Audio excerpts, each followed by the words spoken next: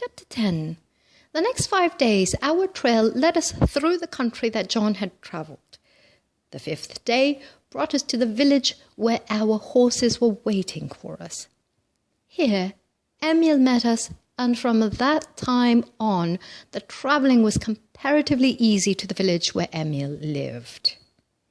As we neared this village, we could see that the country was more thickly populated and the roads and trails were far better than any we had travelled. Our way led along the fertile valley, and we were following this valley to what happened to be a level plateau.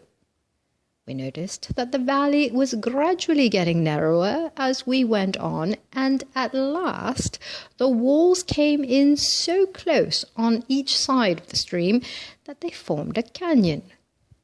About 4 o'clock of the day we reached the village, we came suddenly to a perpendicular bluff over which the stream fell in a drop of about 300 feet. The road led to a level place at the foot of the cliff, near the falls. We found that there was an opening cut in the sandstone on an angle of 45 degrees to the plateau above, and steps had been hewn in the floor of the upraise so that the ascent was an easy one. Great stone doors had been so arranged that they could be closed into the opening at the foot of the cliff, thus presenting a formidable barrier to an intruding foe. When we reached the plateau above, we found the stairway up the incline was the only means of egress or ingress that the creek afforded.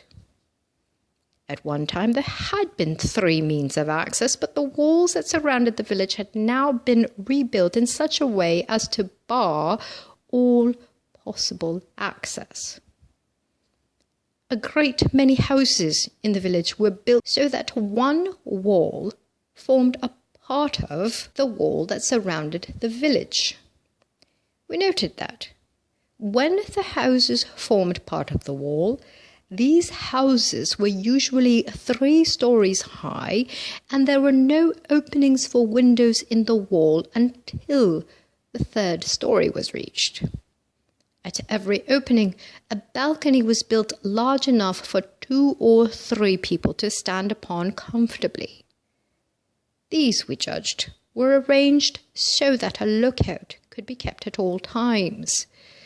We were told the district was once inhabited by a native tribe that isolated themselves from the others until, as a tribe, they had disappeared, a few having been assimilated by other tribes. This was Emil's home and the place where we were to meet the members of our party who had divided into small groups in order to cover more territory. Upon inquiry, we found we were the first to arrive and that the others would be in the next day. We were assigned to one of the houses built into the wall of the village. The windows of the 3rd story looked out over the rugged mountainous country to the south. We were made comfortable and were told that supper would be served on the 1st or ground floor. We went down and found Emil, his sister, her husband, and the son and daughter that we had met at the temple a few days before, seated at the table.